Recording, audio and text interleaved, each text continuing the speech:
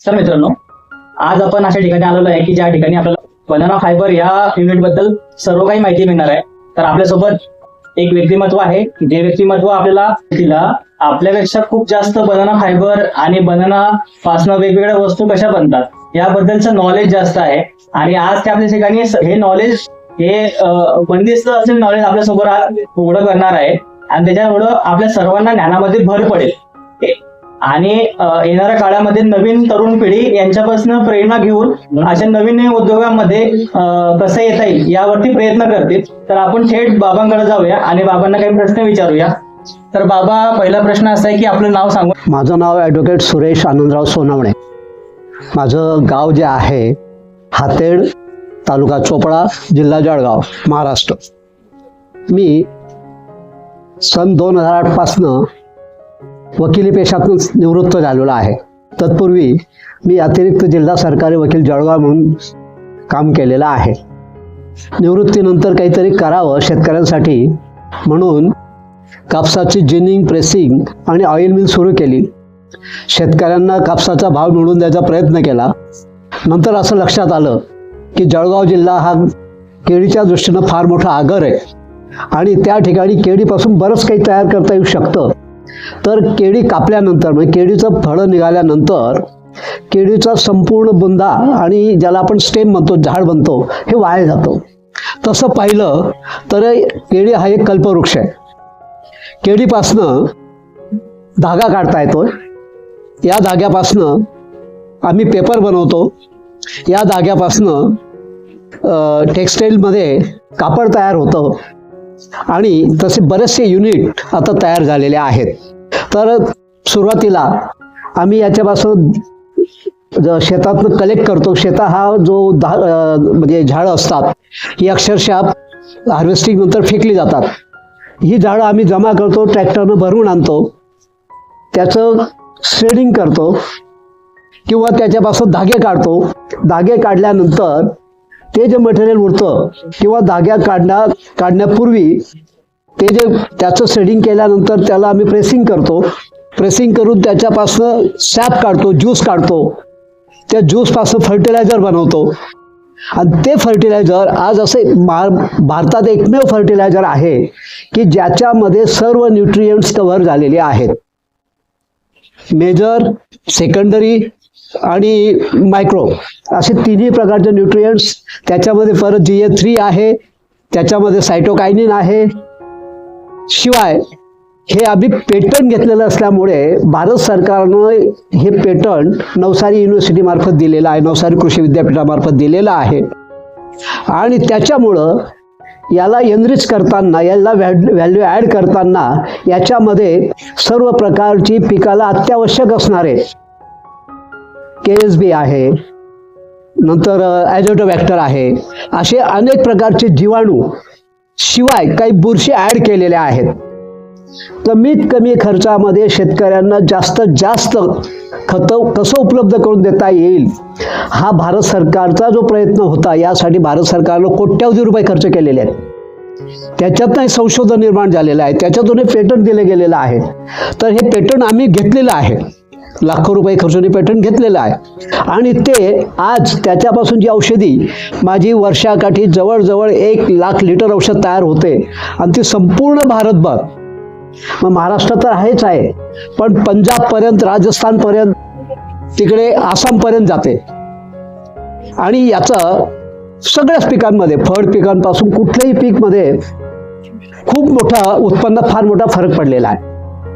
नुसतं उत्पादनात नाही फरक पडलेला, तर उत्पादन खर्चात सुद्धा फरक पडलेला आहे. उत्पादन खर्च अतिशय कमी झालेला आहे. पिरियड कमी लागतो. जर समजा कांदा तुमचा 4 महिन्यात तयार व्हायचा असेल तर तो 3 ते 3.25 महिन्यात तयार होतो. मका पीक साधारणतः 3.5 ते 4 महिने घेते, ते 3.25 महिन्यात तयार होते. डाळिंबासाठी 6 महिने लागतात, तो साधारणतः 5-5.25 महिन्यात तयार होतं. तर हे संपूर्ण प्रयोग या ठिकाणी आम्ही अनेक PhD संचालक म्हणजे डॉक्टर लोक म्हणजे त्यांची सेवा घेऊन, मानसेवी आहेत आमच्याकडं, त्यांची सेवा घेऊन आम्ही ते तयार केलेलं आहे. त्याच्यावर अनेक संशोधन आमची चाललेली आहेत. त्याशिवाय आम्ही हा जो धागा काढलेला आहे, या धाग्याला मार्केट तर आहेच, आंतरराष्ट्रीय मार्केट आहे, पण त्या व्यतिरिक्त याच्यापासून आम्ही पेपर तयार करतोय. अच्छा. आणि हा जो पेपर आहे, हा पेपर इतक्या उच्च क्वालिटीचा आहे की याच्या एवढी स्ट्रेंथ कुठल्याही पेपरला नाही, याच्या एवढी चकाकी दुसऱ्या कोणत्याही पेपरला नाही. आणि या पेपर पासून चेक पेपर तयार होतो, ग्रीस पेपर तयार होतो. एवढंच नव्हे तर करन्सी नोट सुद्धा तयार होते. आणि त्यासाठी भारत सरकारनं काही सॅम्पल्स आमच्यासारख्या लोकांकडून फायबरचे कलेक्ट केलेली आहेत आणि त्यांचे ते प्रयत्न आहेत. तर अशा प्रकारे आम्ही या 2 गोष्टी केलेल्या आहेत. आणि जेव्हा धागे काढतो, धागे काढल्यानंतर त्याच्यापासून एक सेंट्रल कोअर, ज्याला आपण झाडाचा मध्यभाग म्हणतो, की ज्याला फळं लागतात, तो भाग शिल्लक राहतो, तो ठिसूळ होतो, त्याचे धागे निघत नाहीत. तर त्याच्यापासून आम्ही कॅन्डी तयार करतो, त्याच्यापासून आम्ही चॉकलेट तयार करतो. आणि जी अशी एक चॉकलेट आहे की जी पोरांच्या दातांना चिकटत नाही, कारण त्याच्यात फायबर्स आहेत. अशी एक चॉकलेट आहे की ज्याच्यामध्ये कॅल्शियम, मॅग्नेशियम, पोटॅशियम आणि लोह याचं प्रचंड प्रमाण आहे. बी कॉम्प्लेक्स खूप मोठ्या प्रमाणावर आहे. आणि हे आम्ही या कॅन्डी आणि चॉकलेट्स काही डॉक्टरांना पुरवल्यात संशोधनासाठी. तर त्यांचं असं म्हणणं पडलं की ज्यांना म्हणजे रक्त कमी आहे, ज्याच्यात ॲनिमिया आहे, त्या ॲनिमियासाठी याच्यासारखं सुंदर औषध नाही. एवढंच नाही तर याचा उपयोग मॅग्नेशियम आणि पोटॅशियम असल्यामुळं याचा जो कंट्रोल आहे, त्या म्हणजे ब्लड प्रेशर कंट्रोल करण्यामध्ये याचा मोलाचा वाटा आहे. हाय ब्लड प्रेशर असेल तर एक कॅन्डी आणि हा ज्यूस, कारण आमचं नेक्स्ट प्रोडक्शन जे आहे ते ज्यूसचं आहे, एनर्जी ड्रिंक म्हणून आम्ही ते करणार आहोत. आणि ते औषधी पण आहे. तर त्याचा उपयोग आपल्याला माहिती असेल की पूर्वापार आमच्या खानदेशामध्ये किडनीचा जर किडनी स्टोन झालेला असेल तर केळीच्या या सेंट्रल कोअरचा ज्यूस काढून तो दिला जातो, त्याच्याने किडनी स्टोन जातो. आता याचा आम्ही जे काही अनुभव घेतलेत त्याच्यामध्ये ब्लड प्रेशर कंट्रोल करण्यासाठी याच्यासारखं सुंदर औषध नाही.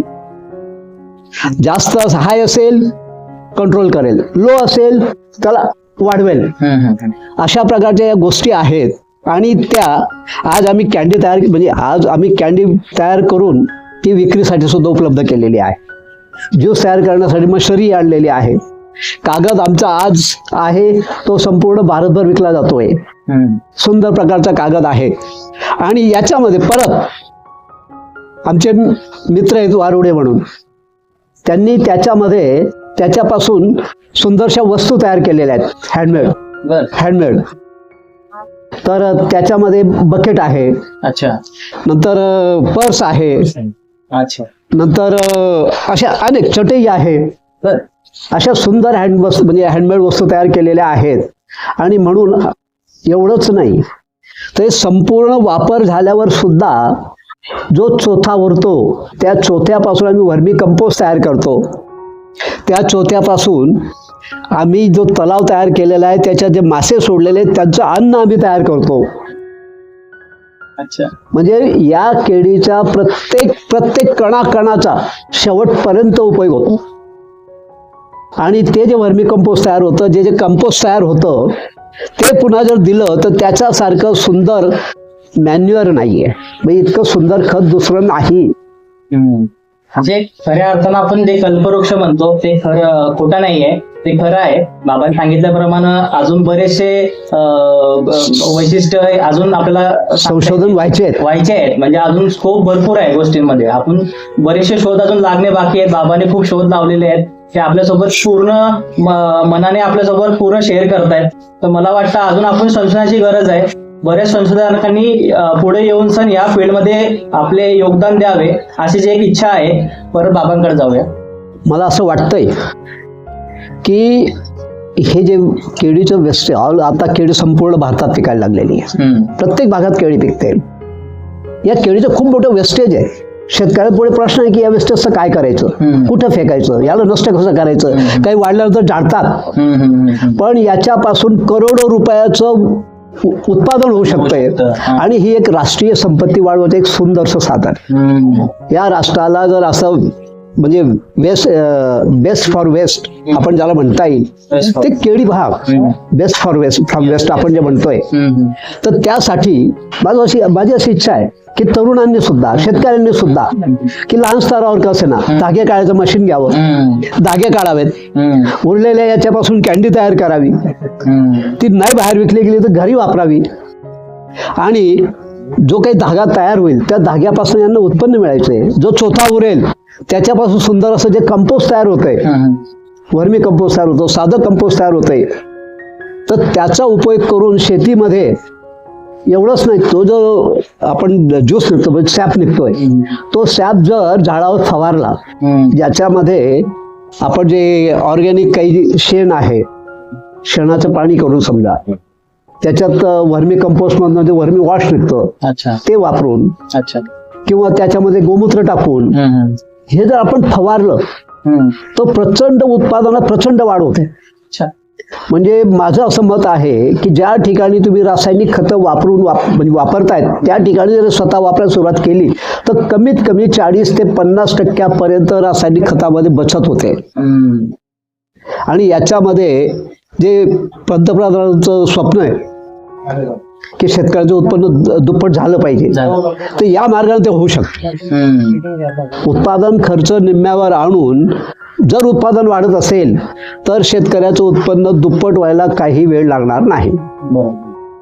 तर अशा प्रकारे आमचा एक छोटासा प्रयत्न आहे, तो शेतकऱ्यांसाठी आहे, तो सामान्य लोकांसाठी आहे आणि शेवटी देशाचं हित आणि शेतकऱ्यांचं हित, शेतकऱ्याच्या हिताचं देशाचं हित सामावलेलं आहे. त्यासाठी आमचा एक छोटासा प्रयत्न आहे. तर बाबा पुढचा प्रश्न असा आहे की आपण या मशीन जे लागतात आपल्या प्रोडक्शन काढायला, तर ह्या मशीन आपण कुठून घेतल्यात नेमकं सांगू शकाल का? हे मशीन जे आहेत ते शिरपूरला गो ग्रीन नावाची कंपनी आहे. गो ग्रीन हे तयार करतं, ज्याला रास्पाडोर मशीन असं म्हणतात. सुंदर मशीन त्यांनी तयार केलेली आहेत, मॅन्युअल पण आहेत, ऑटोमॅटिक पण आहेत. त्याच्यापासून धागे काढले जातात आणि इव्हन काढलेले धागे ते स्वतः विकत घेतात. बरं, म्हणजे मी आता शेतकरी आहे तर मला प्रोडक्शन काढलं तर माझं जो फायबर निघेल ते विकत घेणार का? तेच विकत घेणार. अच्छा, म्हणजे जे तुम्हाला मशिनरी पुरवणार आहेत तेच ते धागे विकत घेतात आणि तेही चांगले भाव देऊन. म्हणजे आज त्यांनी मला एक केला आहे फायबरचा, फक्त फायबरचा. फायबर व्यतिरिक्त इतर बरंचसं उत्पन्न या ठिकाणी निघतंय, ते अजून धरलेलं नाही, ते धरलेलं नाहीये. म्हणजे आज अशी परिस्थिती आहे की पूर्वी मी ज्या कापसाच्या उद्योगात होतो, जिनिंग सारखा मोठा उद्योग टाकून सुद्धा मला जेवढं उत्पन्न येत होतं त्याच्यापेक्षा जास्त उत्पन्न मी या मार्गातनं काढतोय. आणि शेतकऱ्यांना कमीत कमी भावामध्ये मी खतांचा पुरवठा करतोय, लिक्विड फर्टिलायझर पुरवतो आहे कमीत कमी भावामध्ये. आणि असं लिक्विड फर्टिलायझर आहे की जे ऑर्गॅनिक मधलं एकमेव आहे. ऑर्गॅनिक मध्ये अजूनपर्यंत असं फर्टिलायझर निघालेलं नाही, कुठंच नाही. PGR आहेत, प्लॅन्ट ग्रोथ रेग्युलेटर्स आहेत, पण ऑर्गॅनिक लिक्विड फर्टिलायझर कधीही निघालेलं नाही. ते भारत सरकारनं स्कीम खाली शोधून त्यांनी जी मोठी स्कीम राबवली नवसारी विद्यापीठाकडे, त्याच्यातून त्यांनी शोधून काढलेला आहे. त्याच्यामध्ये आम्ही आणखी एनरिच केलेला आहे, त्याच्यात आणखी व्हॅल्यू ॲड केलेली आहे आणि त्याला अगदी उच्च म्हणजे खूप मोठ्या उंच प्रमाणावर नेलेलं आहे. आज कमीत कमी औषध वापरून जास्तीत जास्त उत्पादन आम्ही काढतो आहेत. तर बाबा मला अजून एक सांगा की या फायबर पासून अजून आपण काय काय बनवू शकतो, नेमकं काय बनवलंय तुम्ही सांगू शकाल? या फायबर पासून या ज्या वस्तू आपल्या समोर दिसत आहेत, बकेट आहे, बॅग कलेक्शन बॅग आहे, या सुंदर अशा वस्तू या ज्या आहेत या गो ग्रीन जी कंपनी मी आपल्याला सांगितली त्याचे जे एक डायरेक्टर आहेत वाडिले सर, त्या वाडिले सरांनी याच्यासाठी काही क्लासेस पण सुरू केलेले आहेत. त्या ठिकाणी बऱ्याचशा महिलांना त्यांनी ट्रेनिंग पण केलेलं आहे. आणि त्यांची अशी इच्छा आहे की त्यांची या ठिकाणी सुद्धा ट्रेनिंगची तयारी चालवलेली आहे की ज्या महिलांना घरी म्हणजे छोटा उद्योग करायचा आहे त्यांच्यासाठी अशा अनेक 10 ते 12 वस्तू तयार होत आहेत. आणि एवढंच नाही तर याच्यापासून दोरी सुद्धा तयार होते, याच्यापासून आपण समुद्रात जो नांगरसाठी दोर वापरतो, सुंदर हा दोर, कारण हा दोर कधी सडत नाही. अच्छा. आणि खूप सुंदर वस्तू गो ग्रीननं तयार केलेल्या आहेत. त्या वस्तू सुद्धा तयार करून विकत घ्यायची त्यांची तयारी आहे.